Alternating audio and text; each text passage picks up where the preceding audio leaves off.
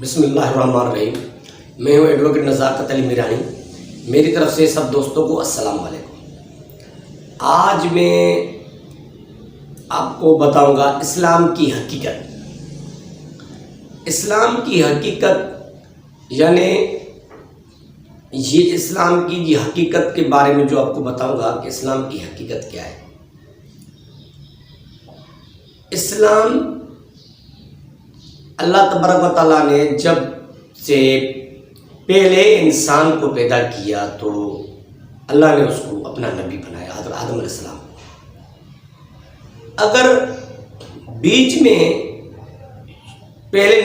بیچ میں کسی کو نبی اللہ تعالیٰ کہتا اور نبی بناتا، اس کے بعد پیغام بھیجتا، تو جو پہلے انسان گزر چکے تھے تو ان کو کسی بارے میں اللہ تبارک و تعالیٰ کے بارے میں کچھ پتہ نہیں چلتا۔ تو اللہ تعالیٰ نے پہلے ہی انسان کو اپنا نبی پیغمبر بنایا اور اس کے اوپر اللہ نے کلمہ نازل کیا، لا الہ الا اللہ آدم صفی اللہ۔ اللہ نے پہلے ہی انسان حضرت آدم علیہ السلام کو اپنا پیغمبر انسان پیغمبر بنا کے زمین پہ اتارا۔ اس کے بعد اس کی اولاد نے کلمہ پڑھا، لا الہ الا اللہ آدم صفی اللہ۔ پھر اللہ تعالیٰ نے اس کے بیٹے عیسیٰ علیہ السلام کو نبی بنایا۔ اس کے بعد اللہ تبارک و تعالیٰ نے حضرت نوح علیہ السلام کو نبی بنایا۔ تو یہ اسلام کی حقیقت ہے۔ اب یہ سوچیں، یہ سب سے بڑی دکھ کی بات ہے کہ حضرت آدم علیہ السلام کے دور میں بھی کوئی فرقے بازی نہیں ہوئی۔ حضرت نوح علیہ السلام کے دور میں کافر اور مسلمان تھے، مسلم اور غیر مسلم، لیکن کوئی فرقے بازی نہیں ہوئی۔ یہ اسلام کی حقیقت ہے، یہ اسلام کی ریئلٹی ہے۔ اس لیے میں کہتا ہوں اسلام از دا ریئل ریلیجن۔ حضرت ابراہیم علیہ السلام کے دور میں جب حضرت ابراہیم علیہ السلام کے اوپر کلمہ پڑھا گیا، لا الہ الا اللہ ابراہیم خلیل اللہ، تو لازمی اس کی اولاد نے اس کے اوپر کلمہ پڑھا۔ جو پیروکار تھے، جو حضرت ابراہیم علیہ السلام کے اوپر ایمان لائے، انہوں نے یہ کلمہ پڑھا۔ اس کے بعد اس کے بیٹے حضرت اسحاق علیہ السلام اور حضرت اسماعیل علیہ السلام۔ اب یہ حقیقت بتا رہا ہوں کہ اسلام کی حقیقت کیا ہے۔ اسلام کی حقیقت یہ ہے کہ اسلام کے شروعات کے ہی دور سے کوئی فرقے بازی نہیں ہوئی۔ اب سب سے بڑی دکھ کی بات آگے جا کے یہ بتا رہا ہوں کہ حضرت موسیٰ علیہ السلام کا دور لو، حضرت موسیٰ علیہ السلام کے اوپر کلمہ پڑھا، لا الہ الا اللہ موسیٰ کلیم اللہ۔ اس دور میں بھی مسلم اور غیر مسلم تھے۔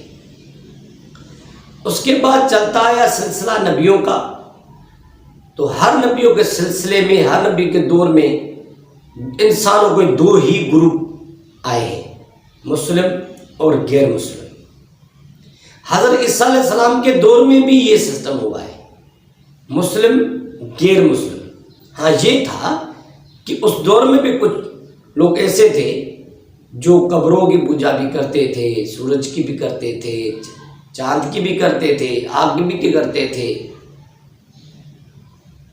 ہر قسم کی وہ بدعت و شرک کرتے تھے، لیکن فرقے بازی نہیں تھی۔ مسلم اور غیر مسلم کا سسٹم تھا، گروپ تھے انسانوں میں۔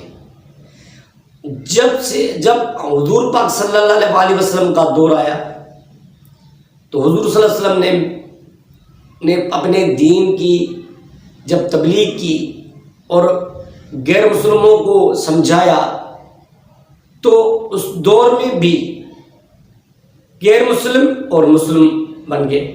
جنہوں نے کلمہ پڑھا لا الہ الا اللہ محمد رسول اللہ، مسلمان بن گئے، اور جنہوں نے کلمہ نہیں پڑھا وہ غیر مسلم۔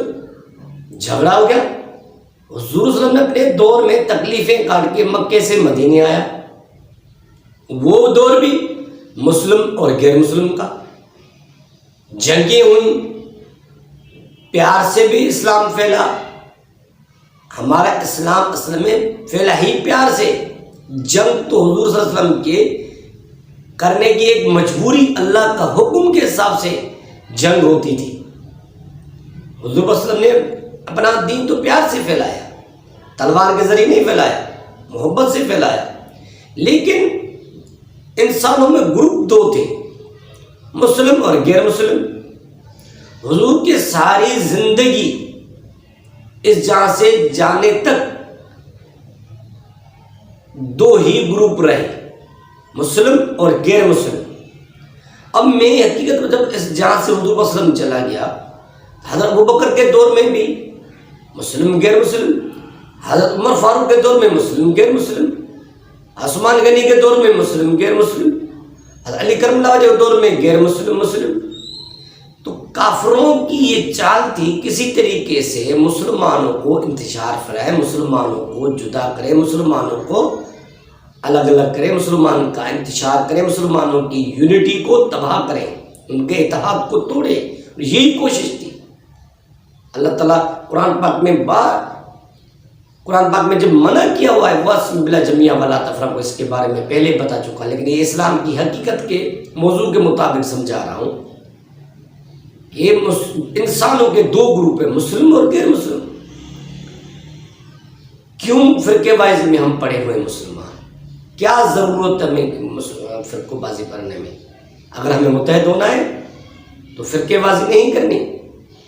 معاشر کے میدان میں جب ہم انسان وہاں بلائے جائیں گے تو کیا حضور پاک صلی اللہ علیہ وسلم ہم سے خوش ہوگا؟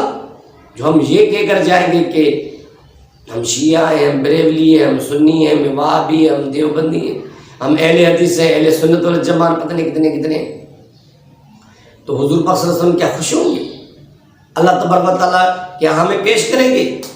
یا اللہ یہ تو کہ یہ میری امت آئی ہے جو ٹولوں میں بٹ گئی، جبکہ اللہ تعالیٰ کو کہے گا جبکہ آپ کی قرآن کی آیت بھی تھی کہ وَاعْتَصِمُوا بِاللَّهِ جَمِيعًا وَلَا تَفَرَّقُوا، پھر بھی یہ باز نہیں آئے، تو شکایت تو کرے گا نا ہمارے خلاف۔ کیسے بچو گے پھر؟ ہم مسلمان کیسے بچیں گے؟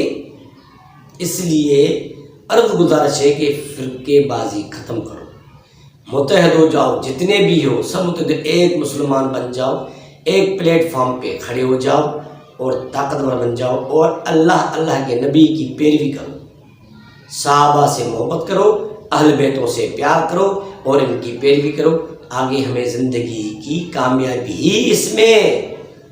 اگلی ویڈیو تک اجازت دیں، اللہ حافظ۔